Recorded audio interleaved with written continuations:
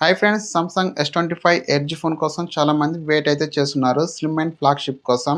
Samsung S25 ultra చూసుకుంటే 8.2 thickness అయితే ఉంటుంది.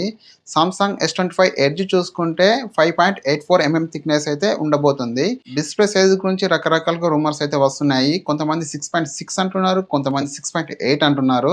పక్కా ఇన్ఫర్మేషన్ అయితే లేదు. సామ్సంగ్ S25 యాక్చువల్‌గా వీళ్ళు ఏప్రిల్‌లో తీసుకొస్తామన్నారు 15వ తారీఖు. ఏప్రిల్ 15 డేట్ ఫిక్స్ చేశారు. లాంచ్ ఈవెంట్ కూడా కన్ఫర్మ్ కూడా చేశారు. కానీ ఇప్పుడు దీన్ని పోస్ట్‌పోన్ చేస్తున్నట్టుగా న్యూస్ అయితే వస్తుంది. అది కూడా సామ్సంగ్ నుంచే వస్తుంది. పోస్ట్‌పోన్ చేస్తున్నారు. సామ్సంగ్ S25 ఎడ్జ్ ఏప్రిల్‌లో అయితే మనకైతే రాదు. సామ్సంగ్ S25 ఎడ్జ్ మే 13 తారీఖున వస్తుందని రూమర్స్ అయితే వస్తున్నాయి. సామ్సంగ్ S25 ఎడ్జ్ రూమర్స్ ప్రకారం స్పెసిఫికేషన్స్ చూసుకుంటే 6.8 120 HD refresh rate, dynamic AMOLED display, 2600 nits peak brightness తో వస్తుంది.